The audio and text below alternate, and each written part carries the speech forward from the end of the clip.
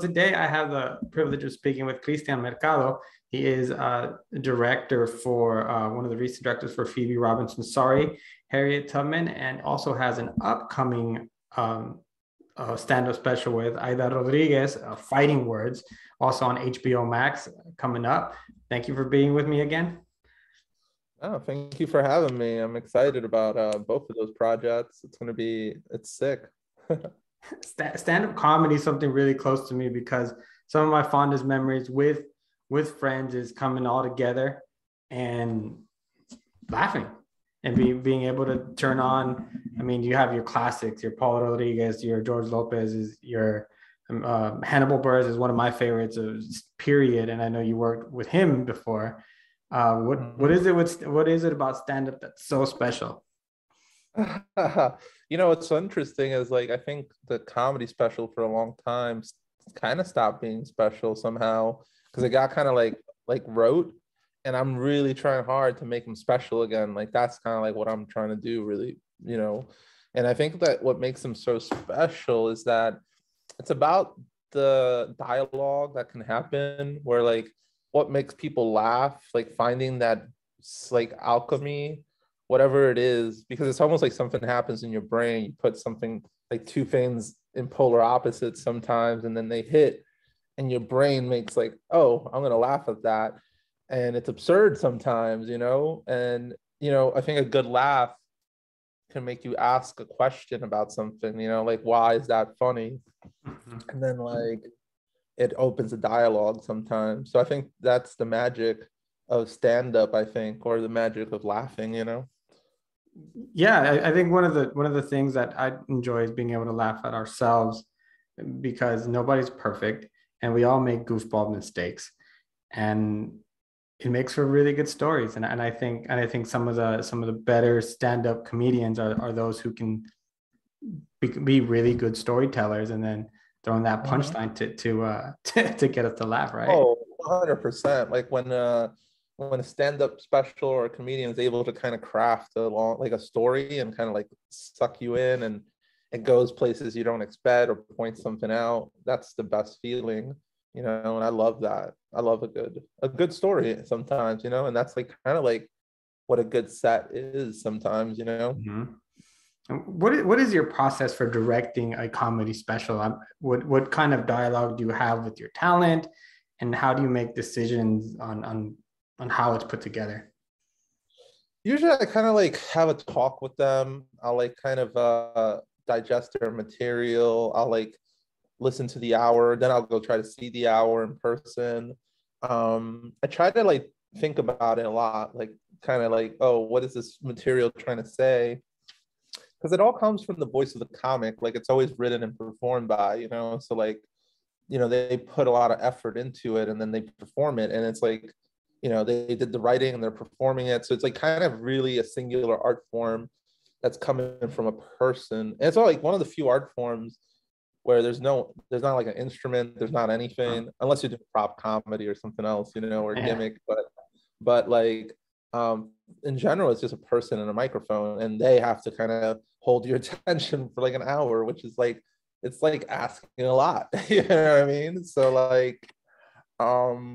I guess the process, I kind of just try to make it feel it's present, because I think comedy works best in kind of in person, I think everyone feels that way. It's always going to be the freshest when you're there. And I think a lot of comics know that part of it is you tour and you go to clubs and you do this, and it's kind of part of the experience of being different places, going to different places, meeting new people, finding new stories, right? And I kind of look at the comedy special as culmination of this is a milestone in my life where I feel confident about what I have to say right now, Yeah, because usually they have a certain theme, something we can relate to.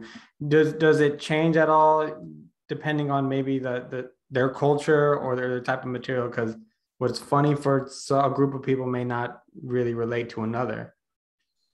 It's interesting because I get what you're saying. I think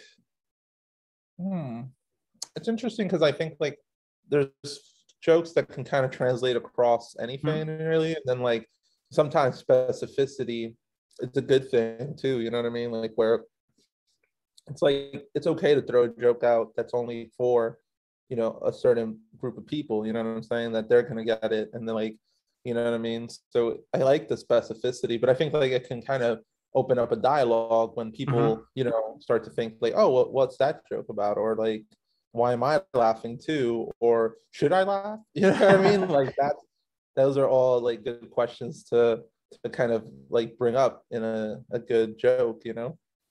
Yeah. So, you know, I think probably one of the right people to talk to is you about the current state of stand-up comedy in 2021, being that you're behind the scenes, you're working on them. I'm not going to ask you anything about anything specific, but do you feel that kind of the culture we live in where a lot of people are walking on eggshells, do you feel that that's at risk in the genre of stand-up comedy?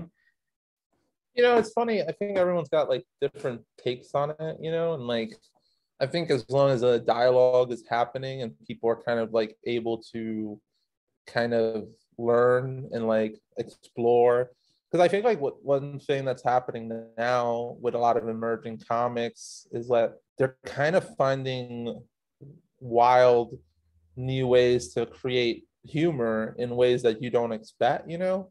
So there's like a lot of new blossoming like ways that comedy is working, you know? And so like I'm always curious as to like how the boundaries being pushed currently, because like I do think there's like new kind of voices coming out that have a lot to say, and they're funny, and they're finding wild ways of doing it in ways you don't expect. So that's kind of exciting to see. And I can imagine like what some of these comedy like comics aren't like super well known, but like in the next 5 years we'll see them more, and then like it'll be like, oh wow, like comedy's got this new fresh kind of perspective. And I think that happens every so often, you know, where like the introduction of new voices can kind of shift the dynamic of what's kind of currently funny at the time, you know?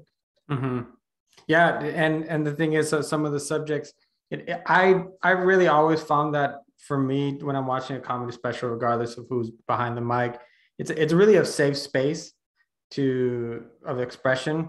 And when you don't ignore a subject, I think it just makes it all inclusive.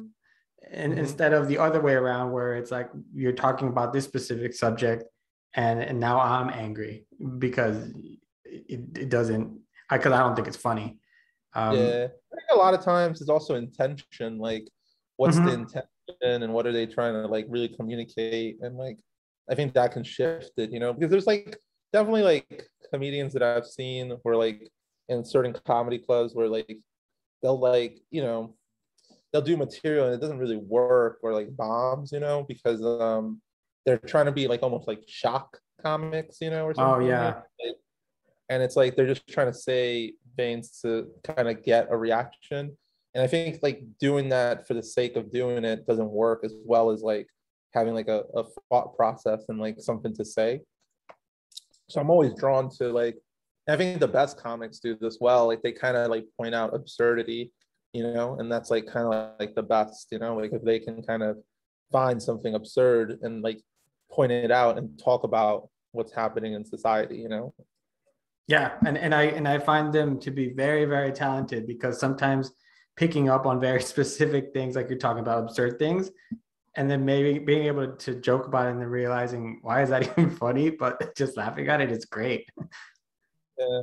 I mean, I think if you can get two people to laugh that are not usually laughing together, you know, like if you could get like someone who voted for Obama and a country redneck to laugh at the same joke, there's something about that that can kind of connect those two. And those two might be from really different opposing perspectives in the world, but they might unite in that laughter, and then that can start a dialogue, you know. So I think there's like kind of qualities of laughter that, you know, people always say laughter is the best medicine, and I think that's true, because like laughter is a way to cope with like a lot of things like trauma, you know what I'm saying. Laughter is a way to like cheer you up. Laughter is a way to like just start a conversation. You might not get along with somebody, but if you can laugh with them, then that is the possibility of a friendship almost, you know what I'm saying? So like, I think that, yeah, laughter can kind of heal. Yeah, and laugh. Yeah, definitely. Because a lot of times situations that we get into that at the moment are sometimes even feel traumatic or just devastating. A couple of weeks down the road, maybe a couple of months, you look back and you can laugh at it. Yeah, yeah. Or sometimes even in the moment, which sounds crazy, like you could be going through something and you laugh about it in some way, and it's like, oh, it's a way to like survive it, you know, or like Mhm. cope with it, you know, in the moment. And so it's crazy how that works, you know. Yeah, that's the way I cope with things sometimes is laughter too. So I got asked that actually in a courtroom one time. It's like, hey, does uncomfortable situations make you laugh? I said yes. It was true, and they said you're excused. Oh, Yeah, that's fun. I got kicked out real quick. That's a good way to get out of jury duty. I didn't realize that was gonna work, but it's true. I laugh at situations like that sometimes, but it's a coping mechanism. Um, I wanted to also talk a little bit about your short Nuevo Rico. Yeah, Congratulations on that, because when it premiered, you got won the animation jury award at the SXSW Festival. yeah, yeah, yeah. And I think it's cool because it's projects like that I've seen before, kind of like a Napoleon Dynamite and a couple of others that find their place at festivals, win an award, and then go on to be a big thing feature wise. And being what Nuevo Rico is about, I'm excited about it. I can talk a little bit about it. Yeah. Yeah, I mean, it's been a wild journey with that. Like, we made it, took us a year to make it during the pandemic.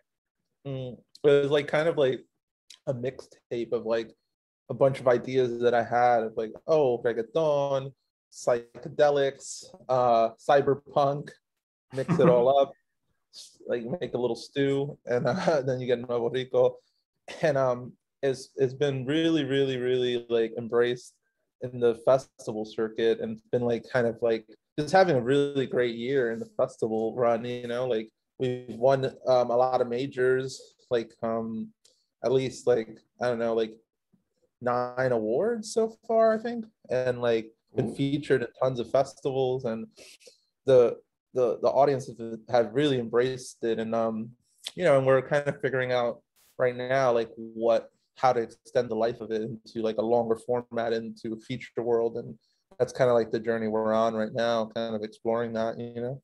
That'd be really cool to see as a feature, just because I remember when reggaeton was first, really became popular. Of course, there was also you had your people, your artists like El General and people who had been doing it already for a long time. Uh-huh. But then afterwards, I remember with a group of friends, we would there's three of us, my brother, another friend, Raul, and I. We were trying to get everybody, hey, listen to this is so good. And we were at the time we were obsessed with like Teo Calderon Yeah, and people like that. And everyone's that like, was nah, amazing. get that out of here. And it only took about a month or two. Yeah, there was a time where it was like okay to dog reggaeton. I remember I was once in like an office, and I was telling them like, I like reggaeton, and then they were like, man, I hate reggaeton. Like they say it like that, like reggaeton. I hate reggaeton. It sounds so annoying, and I was like, what? Like, no, that shit is amazing. Like, I love reggaeton. Like, I always thought it was such a wild sound. Like, it just sounds unique. Like, I went to this place called Poppy's recently, and they had an amazing reggaeton playlist, and I was Nice. like, this is amazing. Like, it's like such a wild genre bending sort of, like it could hit so many notes, and I was like, it's just like, I don't know, it's like one of my favorite fans in the world, just reggaeton in general. Yeah, definitely. It took about 2 or 3 months, and then all of a sudden, that's all everybody wanted to listen to, and we were just excited that people all of a sudden came around to it, and just the staying power, and it's part of culture now. Yeah, 100%. And I want it to be more expanded and expansive, and I want it to be part of like, I want there to be a cinematic language to it too. So I think like part Mhm. of what I did in Nuevo Rico was to kind of explore what that feels like or what that could be. Yeah, and I think that's what's exciting about it is that I also want something like that. So when I see a project like this, it's important to me. I want representation for Latinos, for the entire culture to grow, whether it's especially in cinema and things like that, where we're often portrayed as the drug dealers, the maids, and things like that. And just now we're starting to maybe get a little bit better traction. But to see projects like this where it's the light of our culture. I know like Disney's doing like Encanto, where it's a whole different side of Colombia now that they want to showcase instead of the one that we see on nauticals and things like that. It's like it's like I get it. Yes, these things happen. They're part of history. But we have so much better, we have so much better things in our culture rather than just that. 100%. Yeah, no, I agree with that. Like it's wild. I think it's a lot of it is just like who gets to tell the story, I think too. Like, you know what I mean? Like that's a big part of it. Like, do we have control of the story that we're telling?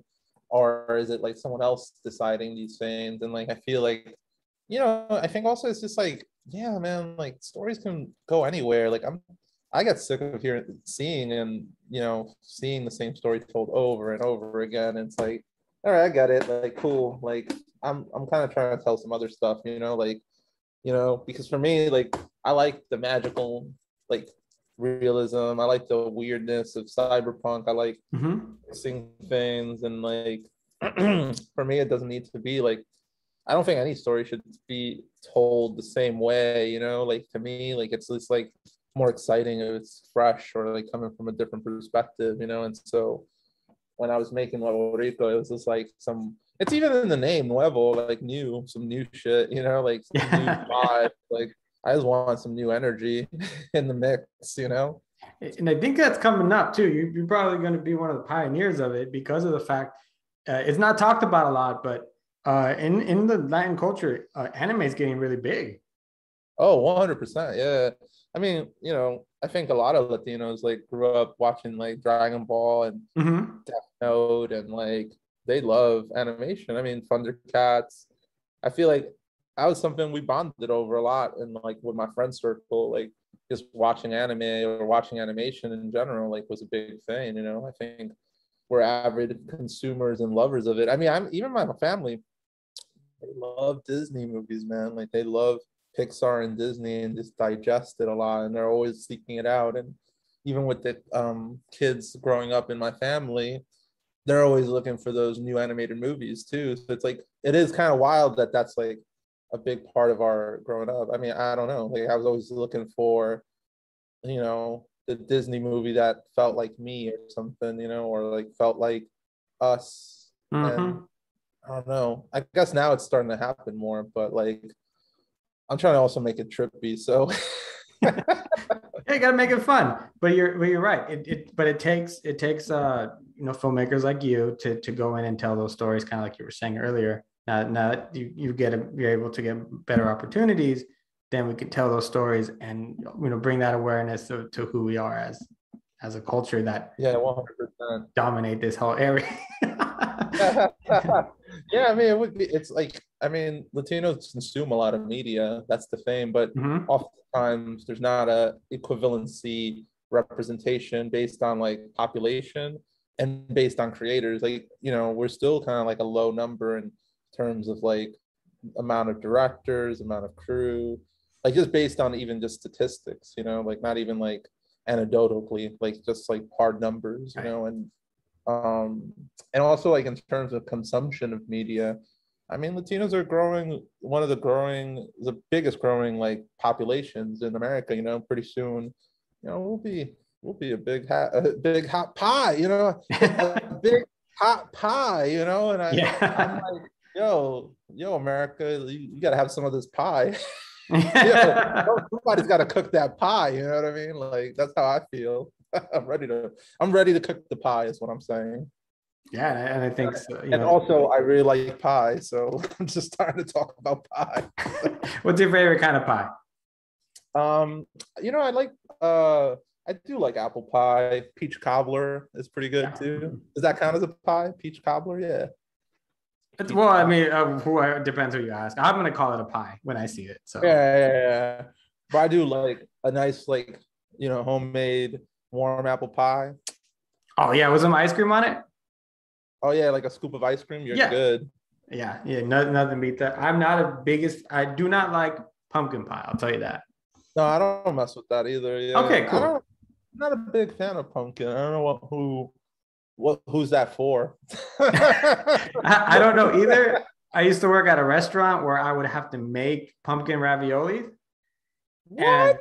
And those two things don't belong together. They don't, right? We serve it with the white sauce, and I would have to make the filling, and of course I have to taste it.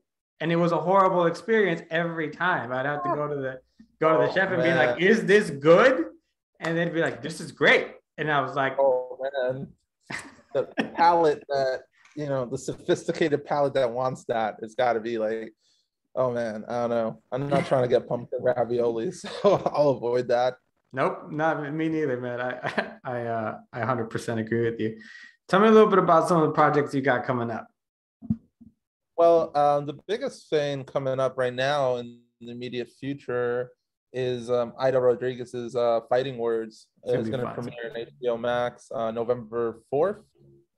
Go watch it. It's going to be sick. I mean, it's definitely like some new vibes, and it's an hour of Aida's material, which is really, really powerful. I feel like Aida is like one of those, like one of our like heroes. I feel like she's just such a enduring like Latina comic. She's got a lot to say, and the special is really unique because it's kind of like a hybrid where like it's a comedy special and then ends with a documentary.